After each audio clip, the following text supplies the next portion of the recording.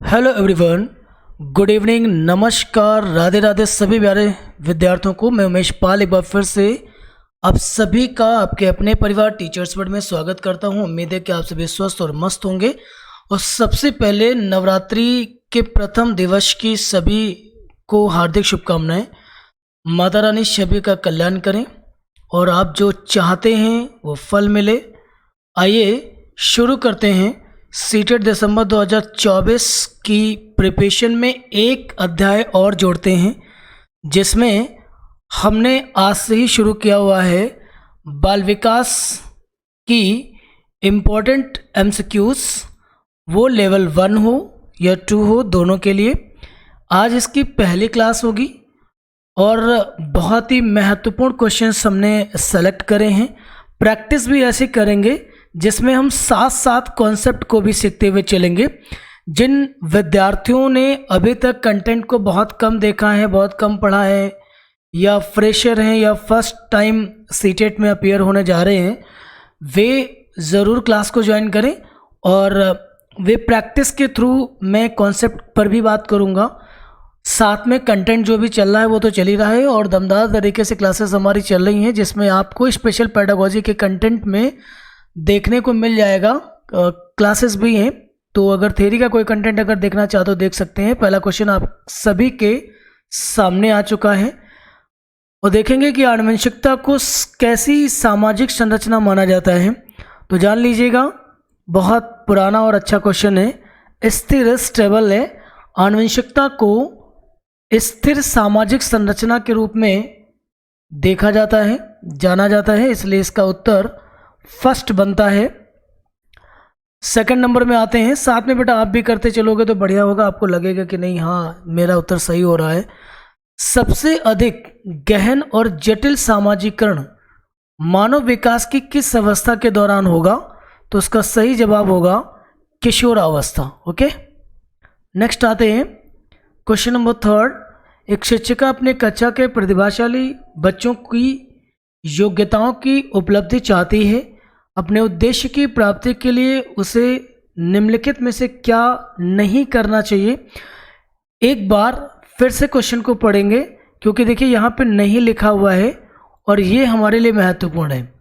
एक शिक्षिका अपने कक्षा के प्रतिभाशाली बच्चों की योग्यताओं की उपलब्धि चाहती है। ओके, योग्यताओं की उपलब्धि चाहती है। अपने उद्देश्य की प्राप्ति के लिए उसे निम्नलिखित में से क्या नहीं करना है? ये देखिएगा, तनाव को नियंत्रित करना सिखाना, ये नहीं करना है। गैर शैक्षणिक विधियों में आनंद लेना सिखाना। अच्छा, उनकी सृजनात्मकता को समृद्ध करने के लिए उन्हें चुनौती देना। विशेष ध्यान देने के लिए उन्हें समकक्षियों से अलग करना। तो देखिएगा, तनाव को नियंत्रित करना सिखाना, विशेष ध्यान देने के लिए उन्हें समकक्षियों से अलग करना, ये उसे नहीं करना है, क्योंकि आप कक्षा से किसी को अलग या विरत नहीं कर सकते। ठीक है, हमारे यहाँ इंक्लूसिव एजुकेशन पे काम हो रहा है, काम होता है। सब बच्चे एक साथ पढ़ेंगे, सीखेंगे और उसमें रहते ही आप अपने उद्देश्यों की पूर्ति करेंगे। नेक्स्ट क्वेश्चन की ओर जा रहे हैं हम लोग। क्वेश्चन नंबर 4 को देखेंगे ध्यान से। क्वेश्चन नंबर 4 में देखिएगा कि सीखने का वह सिद्धांत जो पूर्ण रूप से और केवल अवलोकनीय व्यवहार पर आधारित है। अवलोकनीय व्यवहार समझते हो? ऑब्जर्वेशन बिहेवियर की बात हो रही है, मतलब ऑब्जर्वेशनल हो आपका बिहेवियर, उस पर आपकी लर्निंग डिपेंड करती हो। सीखने के किस सिद्धांत से संबंधित है? तो कुछ सोचने की ज़रूरत नहीं है, अवलोकनीय व्यवहार है ना, इसलिए ये व्यवहारवादी कॉन्सेप्ट के अंतर्गत आता है। ठीक है, सो उत्तर बन जाएगा आपका फर्स्ट। अगले क्वेश्चन में हम लोग आ चुके हैं। पियाजे के अनुसार विकास की पहली अवस्था के दौरान सबसे बेहतर तरीके से बच्चा कैसे सीखेगा? तो पहली अवस्था जो पियाजे की थी वो 0 से 2 साल के मध्य रखी गई थी। जो दूसरी थी वो 2 से 7 साल रखी गई थी और उसके बाद अगली जो थी वो 7 से 11 वर्ष के बीच थी और लास्ट स्टेज जो थी वो 11 से अबव या प्लस या 11 to 15 भी कहा जाता है। इसे सेंसरी मोटर स्टेज कहा जाता है, जिसमें बच्चा सेंसर और मोटर स्किल के थ्रू कोऑर्डिनेट करता है। ठीक है, दोनों के बीच कोऑर्डिनेशन होता है, उसी के माध्यम से बच्चा सबसे बेहतर तरीके से सीखता है। सो यहाँ का उत्तर जो बनेगा वो होगा इंद्रियों के प्रयोग द्वारा। आई थिंक क्लियर हो गया होगा। और जिन बच्चों को और भी चीज़ें पियाजे के बारे में जानना है तो बेटा प्लेलिस्ट में जाएंगे और पियाजे के लेक्चर को ढूंढ कर ज़रूर देखेंगे। और भी बहुत सारे क्वेश्चंस बनते हैं पियाजे से, तो वो आपको आ जाएंगे। क्वेश्चन नंबर 6 को देखिएगा। निम्नलिखित में से कौन सी विशेषता पियाजे की पूर्व संक्रियात्मक अवस्था की नहीं है? कई बार क्वेश्चन आ चुका है। तो पूर्व संक्रियात्मक अवस्था जो होती है पियाजे की, वो बेटा 2 से 7 साल होती है, 2 to 7 ईयर्स होती है। इसको आप प्री ऑपरेशनल स्टेज भी कह सकते हो। क्लियर? इसमें जीवाद मतलब एनिमिज्म होता है। वेट, मैं इसको ठीक कर लेता हूँ, नहीं तो आपको लगेगा। जीवाद होता है, उसमें एनिमिज्म, अहम केंद्रता के गुण पाए जाते हैं। इसको आप ईगोसेंट्रिज्म बुलाते हो। अंतर्दर्शी अवधि भी पाई जाती है। नहीं मिलेगा आपको संरक्षण, कंजर्वेशन, है ना। प्री ऑपरेशनल स्टेज में कंजर्वेशन की कमी पाई जाती है। और इसके बाद की जो स्टेज आती है जिसको मूर्त संक्रियात्मक अवस्था के नाम से जानते हैं, वो उसमें ये संरक्षण की स्थितियां या गुण विशेषताएं देखने को मिलती हैं। ठीक है, तो अगर जीववाद, अहम केंद्रता, अंतर्दर्शी अवधि, संरक्षण, इन सब चीज़ों के बारे में आपको डिटेल सीखना है तो आई रिपीट कि आपको पियाजे के लेक्चर को देखना होगा। थोड़ा सा समय दीजिए भैया, नहीं तो एग्ज़ाम को अच्छा नहीं कर पाओगे। क्वेश्चन नंबर 7 को देखिएगा। मानसिक विकास की औपचारिक संक्रियात्मक अवस्था मतलब लास्ट वाली स्टेज, जिसको जिसको 11 to 15 ईयर्स कहा गया था, है ना, जिसको फॉर्मल स्टेज बुलाते हैं। ठीक है, और उसकी मुख्य विशेषता ये है कि उसमें अमूर्त चिंतन पाया जाता है, या यूँ कहिएगा कि उसमें ऑब्स्ट्रैक्ट थिंकिंग अधिक होती है। ठीक है, ये पियाजे का लास्ट स्टेज था जब वो मेंटल एबिलिटी के बारे में बता रहे थे कि बच्चों की जो मेंटल एबिलिटी होगी वो किस तरह से डेवलप होती है। ठीक है, क्वेश्चन नंबर 8 को देखेंगे। किस मनोवैज्ञानिक के अनुसार बच्चे के संज्ञानात्मक विकास में सांस्कृतिक उपकरण मतलब कल्चरल रिसोर्सेस को इम्पोर्टेंस नहीं दिया गया, तो दिया गया है ना, कौन सी भूमिका निभाते हैं? तो इसमें आपके आ जाते हैं वाइगोस्की, और अगर नहीं लिखा होता यहाँ पर तो उत्तर बन जाता आपका पियाजे। क्लियर है? नेक्स्ट आते हैं क्वेश्चन नंबर 9 को ध्यान से देखेंगे। कह रहे हैं कि छात्रों में आलोचनात्मक चिंतन, ये आलोचनात्मक चिंतन को क्या कहते हो आप? इसको हम लोग क्रिटिकल थिंकिंग बुलाते हैं। विकसित करने के लिए शिक्षक प्लास्टिक बैग उपयोग विषय का परिचय देता है। निम्नलिखित में से किस तरीके से एक बच्चा अपना आलोचनात्मक चिंतन विकसित कर सकता है?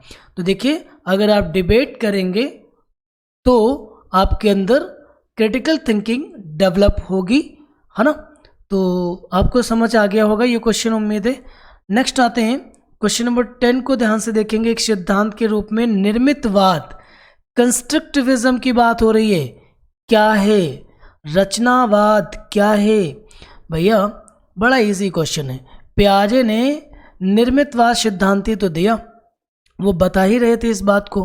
तो देखिएगा, अनुकरण की भूमिका से बच्चा कम सीखेगा, सूचनाओं को रटना नहीं है, रोट लर्निंग पर कोई बात नहीं करनी है, शिक्षक की प्रधान भूमिका पर जोर देना नहीं, प्रधान भूमिका तो बच्चों की होनी चाहिए। वो एक एक्टिव लर्नर हो, पैसिव लर्नर होना उनके लिए ठीक नहीं है।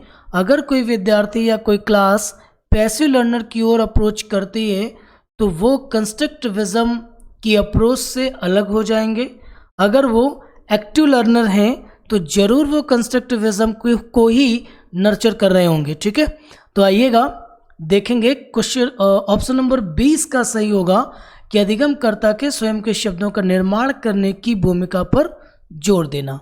उम्मीद है समझ आया होगा। क्वेश्चन नंबर 11 को देखेंगे। वैसे तो सारे क्वेश्चंस कहीं ना कहीं पूछे जा चुके हैं, लेकिन मैंने एक आधे क्वेश्चंस को लिख दिया है ताकि आप ये समझें कि ये क्वेश्चंस भी ऐसे क्वेश्चंस एग्जाम में आते हैं। किसी वस्तु के स्थायित्व की अवधारणा, स्थायित्व समझते हो आप? पहले मैं पढ़ लेता हूँ क्वेश्चन को। किसी वस्तु के स्थायित्व की अवधारणा पियाजे के विकास के किस चरण में प्राप्त होती है? तो इसका सही जवाब होगा संवेदी गामक अवस्था, जो फर्स्ट स्टेज थी, जिसको हम 0 to 2 ईयर्स कहते हैं, जिसको हम सेंसरी मोटर स्टेज के नाम से जानते हैं। यह आपकी दूसरी है, प्री ऑपरेशनल स्टेज के नाम से जानी जाती है, और ये आपकी थर्ड एंड लास्ट फोर्थ। पियाजे ने 4 स्टेजेस ही हमें बताई थी। क्लियर?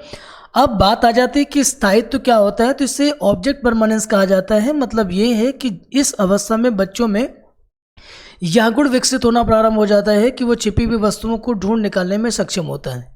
तो कहने का मतलब है उनके अंदर ऑब्जेक्ट परमानेंस देखने को मिलता है। क्वेश्चन नंबर 11 को ध्यान से समझेंगे। लिखा हुआ क्वेश्चन नंबर 12 है ये। सृजनात्मकता को की अवधारणा से संबंधित माना जाता है। ठीक है, तो सीटेट 2018 में क्वेश्चन आया है, सृजनात्मकता को अभिश्रित सोच, सृजनात्मकता को विविध की अवधारणा, अभिश्रित सोच, ओके, अभिश्रित सोच जो होगा ये आपका क्या है? ये डाइवर्जेंट थिंकिंग को रिप्रेजेंट कर रहा है, इसलिए उत्तर आपका ये बन जाएगा सी।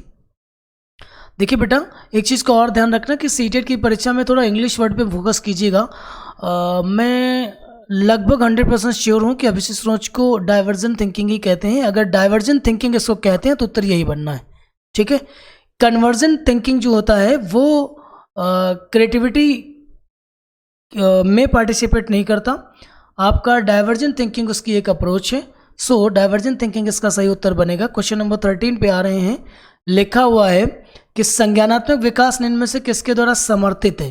ठीक है, संज्ञानात्मक विकास मतलब कॉग्निटिव डेवलपमेंट किससे संबंधित है?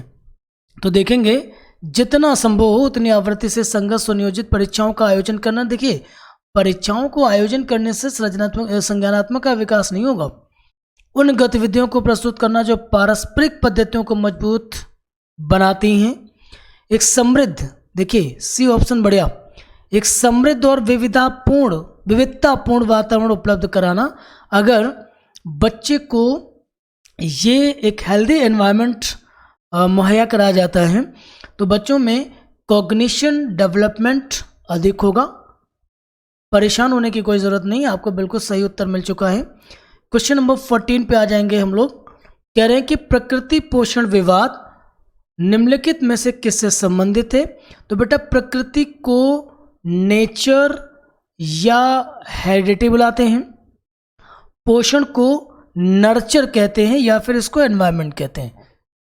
इतनी बात से उत्तर आपको मिल चुका है, आनुवंशिकता एवं वातावरण।